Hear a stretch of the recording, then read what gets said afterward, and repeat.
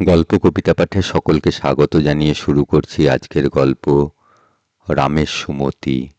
লেখক শরৎচন্দ্র চট্টোপাধ্যায়। পর্ব ৫। পরদিন সকাল হইতেই রামের কথাবার্তা বদলাইয়া গেল। সম্পূর্ণ ২টা দিন কাটিয়া গিয়াছে।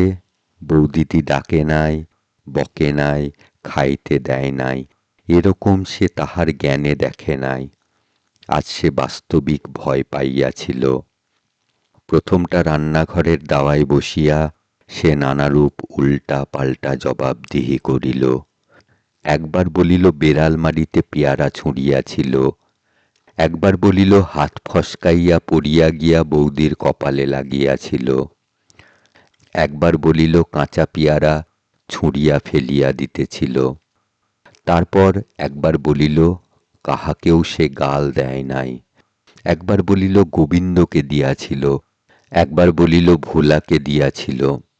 কিন্তু কোনো কৈফিয়তেই কাজ হইল না। ওধারের কেহ জবাব দিল না, প্রতিবাদ করিল না, হ্যাঁ না একটা কথাও বলিল না। একবার বহু কষ্টে লজ্জা সংকোচ ত্যাগ করিয়া আর কোনো দিন করিব না বলিয়া ফেলিয়াও যখন ফল হইল না, তখন সে চুপ করিয়া কাঁদিতে লাগিল। কি উপায়ে কি দিয়া কেমন করিয়া সে বৌদিকে প্রসন্ন করিবে। বৌদিরা তাহাকে আলাদা করিয়া দিয়াছে, তবে কোথায় সে খাইবে, কাহার কাছে কেমন করিয়া সে থাকিবে। কোনো দিকেই আজ সে কুল কিনারা দেখিতে পাইল না। আজ সে রাঁধিবার চেষ্টাও করিল না, পড়িতে গেল না, ঘরে গিয়া শুইয়া রহিল। গোপনে কাঁদিয়া কাঁদিয়াই বোধ করি গত রাত্রে নারায়ণীর জ্বর আসিয়াছিল।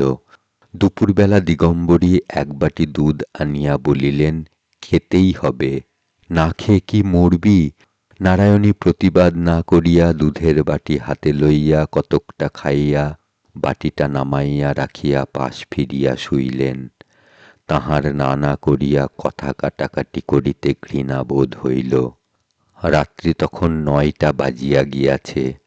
তখন নেত্য আসিয়া চুপি চুপি বলিল, মা, ছোটবাবুর তো কোনো সাড়া শব্দ পাইনে, রাত তো ঢের হলো। নারায়ণী উদ্বেগে উঠিয়া বসিয়া কাঁদিয়া ফেলিলেন। লক্ষ্মী মা আমার, দেখে আয় সে ঘরে আছে কিনা। নেত্তর চোখ ভিজিয়া উঠিল, হাত দিয়া চোখ মুছিয়া ফেলিয়া বলিল, আমার যেতে সাহস হয় না মা। বলিয়া বাহিরে গিয়া সে ভোলাকে ডাকিয়া আনিল। ভোলা সংবাদ দিল, দাঠাকুর ঘরে আছে, ঘুমুচ্ছে। নারায়ণী নিঃশব্দে ২ হাত জোর করিয়া কপালে ঠেকাইয়া চাদর মুড়ি দিয়া আবার শুইয়া পড়িলেন। পরদিন প্রভাত না হইতেই তিনি স্নান করিয়া আসিয়া রান্না চড়াইয়া দিলেন।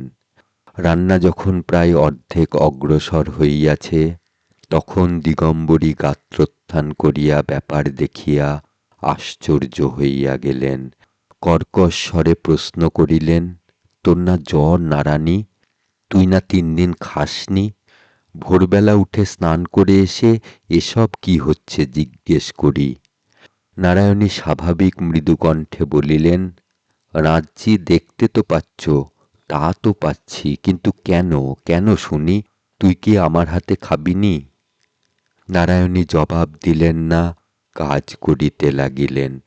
কাল সমস্ত দিন রাম এই একটা কথা ভাবিতেছিল।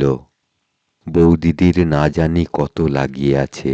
একটা কাঁচা পেয়ারা লইয়া বারবার কপালের উপর ঠুকিয়া সে আঘাতের গুরুত্ব উপলব্ধি করিবার চেষ্টা করিয়া শেষে ভাবিতে বসিয়াছিল, কি করিলে এই কুকর্মটা মুছিয়া ফেলিতে পারা যায়। ভাবিতে ভাবিতে তাহার মনে পড়িয়া গেল, কিছুদিন পূর্বে বৌদি তাহাকে এখানে থাকিতে নিষেধ করিয়াছিলেন। শেষে স্থির করিল, সে আর কোথাও চলিয়া গেলে বৌদি খুশি হইবে। তাহার মামার বাড়ি তারকেশ্বরের ওদিকে, অথচ কোথায় সে ঠিক জানে না। সেইখানে গিয়া খুঁজিয়া লইবে সংকল্প করিয়া সে একটি ছোট পুঁটুলি বাঁধিয়া লইয়া প্রভাতের প্রত্যাশায় অপেক্ষা করিয়া বসিয়া রহিল। নারায়ণী রান্না শেষ করিয়া একখানি থালায় সমস্ত দ্রব্য পরিপাটি করিয়া সাজাইতেছিলেন। দ্বারের কাছে ভোলা আসিয়া ডাকিল, মা। নারায়ণী ফিরিয়া ভোলাকে দেখিয়া বলিলেন, কি রে ভোলা? এই কয়টা দিন সে বাহিরে গরুর সেবা করিত বটে, কিন্তু রামের ভয়ে ভিতরে আসিত না। ভোলা আস্তে আস্তে বলিল, চুপি চুপি একটা কথা আছে মা। নারায়ণী কাছে আসিতেই ভোলা ফিসফিস করিয়া বলিল, তুমি যা বলেছিলে মা, তাই হয়, যদি 2টি টাকা দাও। নারায়ণী বুঝিতে না পারিয়া বলিলেন, কি হয় রে, কাকে টাকা দিতে হবে? ভোলা একটুখানি আশ্চর্য হইয়া বলিল, তুমি দা ঠাকুরকে চলে যেতে বলেছিলে না, তিনি যেতে রাজি আছেন। আচ্ছা, 2টো না দাও, 1টি টাকা দাও। নারায়ণী ব্যাকুল হইয়া উঠিলেন। কোথায় যেতে রাজি আছে রে? কোথায় সে? ভোলা বলিল, বাইরে গাছতলায় দাঁড়িয়ে আছেন। বাবার থানের ওদিকে কোথায় তেনার মামার বাড়ি আছে যে। যা ভোলা, শিগগির ডেকে আন, বল আমি ডাকছি। ভোলা ছুটিয়া গেল। নারায়ণী কাঠ হইয়া দাঁড়াইয়া রহিলেন। অনতিকাল পরেই রাম একটি ছোট পুঁটুলি হাতে লইয়া কাছে আসিয়া দাঁড়াইতেই নারায়ণী নিঃশব্দে তাহার হাত ধরিয়া ঘরের মধ্যে টানিয়া লইয়া গেলেন। দূর হইতে দিগম্বরী রামকে রান্নাঘরে ঢুকিতে দেখিয়া আশঙ্কায় পরিপূর্ণ হইয়া দ্রুতপদে ঘরে ঢুকিয়া দেখিলেন, সাজানো থালার সম্মুখে নারায়ণীর কোলের উপর বসিয়া রাম বুকের মধ্যে মুখ লুকাইয়া আছে, এবং তাহার মাথার উপর, পিঠের উপর আর একজনের অশ্রু বৃষ্টির ধারার মতো ঝরিয়া পড়িতেছে। অবাক হইয়া কিছুক্ষণ চাহিয়া থাকিয়া তিনি বলিলেন, ও তাই এত রান্না, খাওয়ানো হবে বুঝি? আমার জামাই যে এত বড় দিব্যিটা দিলেন, সেটা ভেসে গেল বুঝি? নারায়ণী মুখ তুলিয়া বলিলেন, ভেসে যাবে কেন মা, তার কথা আমি অমান্য করিনি, 3 দিন খাইনি, খেতেও দিইনি।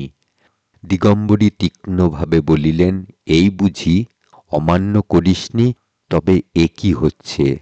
যে দিব্যি দিয়েছে তার বুঝি হুকুমটাও একবার নিতে হবে না? নারায়ণী কি যেন একটা কঠিন আঘাত সহ্য করিয়া লইয়া সংক্ষেপে বলিলেন, আমার হুকুম নেওয়া হয়েছে।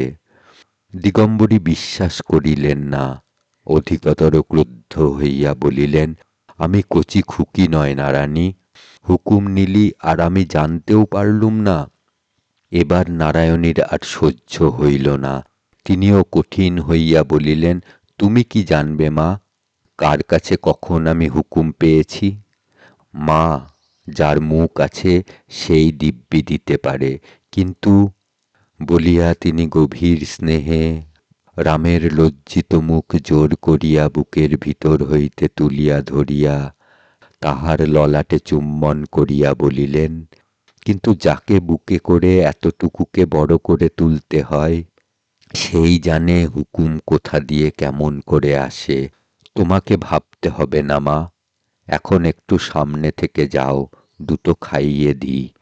ও আমার 3 দিন অনাহারে আছে। বলিতে বলিতে তাহার চোখের জল আবার ঝরিয়া পড়িতে লাগিল। দিগম্বরী এক মুহূর্ত স্থির থাকিয়া বলিলেন, এখানে তবে আর আমার কি করে থাকা হবে? এ বাড়িতে আর থাকতে পারবো না, তা তোকে আজ স্পষ্ট বললুম। নারায়ণী বলিলেন, আমিও এই কথাটাই তোমাকে মুখ ফুটে বলতে পারছিলুম না মা, সত্যিই তোমার এখানে থাকা হবে না। তোমার চোখে চোখে আমার এত বড় ছেলে যেন আধখানা হয়ে গেছে। ও দুষ্ট হোক, যা হোক, আমার বাড়িতে আমার চোখের সামনে ওকে শাস্তি দিতে আমি কাউকে দেব না। আজ তুমি থাকো, কাল কিন্তু বাড়ি যেও, তোমার খরচপত্র আমি সমস্ত পাঠিয়ে দেব।